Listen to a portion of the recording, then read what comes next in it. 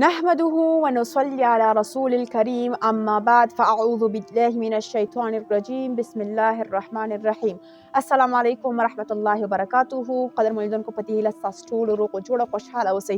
زموږ د نن ورځې د تجوید درس بیا هم ښه راغلاست. په دې هیله ستاسو تیر درسونه زده کړي اوسي او لا هم نور پکې کوښښ وکړئ. نو اوس به راسو موږ د خپل نوی درس به شروع کړو چې زموږ د نن ورځې د تجوید درس د 15 آیت نه ده تر 18 آیته پورې. د تیرو خپرونو په څیر به زه تاسو ته لومړی دغه 2 آیته تلاوت کړم او وروسته به تاسو ته یو آیت تعریف هم کړم. اوس به پیل کړو. اعوذ بالله من الشیطان الرجیم بسم الله الرحمن الرحیم. أولئك الذين اشتروا الضلالة بالهدى فما ربحت تجارتهم وما كانوا مهتدين. مثلهم كمثل الذي استوقد نارا فلما أضاءت ما حوله ذهب الله بنورهم وتركهم في ظلمات لا يبصرون.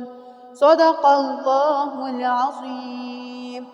درنو لیدونکو اوس به زه تاسو ته یو آیت تعریف کړم. بسم الله الرحمن الرحیم. اولئک 5 نیم حرکت یې پورته کش کوو ځکه مد متصل ده. مد مقصوره هم راغلی. مد مقصوره مې غلط اندازې که درته پورته کش کوو مد متصل هم. اولئک کد لذین لام مشدد ده د کاف زور اخلو لام سره جنګو. کد لذین ذال د زبې له څوکې نه یا مده حروف ده کش کیږي. نشتروا الضلالة شین تفشی حروف ده را تفخیم ادا کیږي. والضلالة دوات هم مشدد ده و هم تفخیم ادا کیږي. لام کې مد مقصوره راغلی د یو الف اندازې که درته پورته کش کوو. بالهدى ها د حلق راولې حصې څخه ځکه حلقي حروف ده. دال کې مد مقصوره راغلی د یو الف اندازې که درته پورته کش کوو. فما ربحت را تفخیم ادا کیږي یعنې ډکه. ها د حلق له آخري حصې څخه حلقي حروف ده. حت ګورئ حت تی کې دلته همس کیږي. دغه تی تاسې ګورئ ساکنه ده بیخي نه ادا کیږي.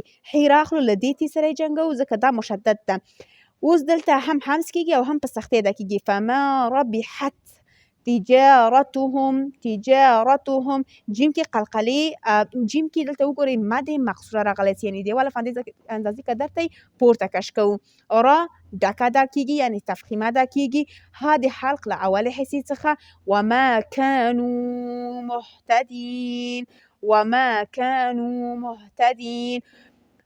كانوا واو مده حروف ده کش کیږي. محتدین ها د حلق له اول حصې څخه دین یا مده حروف ده کش کیږي. یو ځل به تاسې داسې ووایم أولئك الذين اشتروا الضلالة بالهدى فما ربحت تجارتهم وما كانوا مهتدين. صدق الله العظیم. درنو لیدونکو ما تاسو ته لومړی 2 آیاته تلاوت کړل او بیا مې یو آیت په تجوید سره درته تعریف هم کړ. نو خدای پاک وکړي چې دغه درس هم ستاسو د پام وړ ګرځېدلی اوسي. تر بلې خپرونې د خدای په امان. اللهم انفعنا بالقرآن العظيم ورفعنا بالآيات والذكر الحكيم وتقبل منا قراءتنا ربنا تقبل منا إنك أنت السميع العليم. اللهم آمين.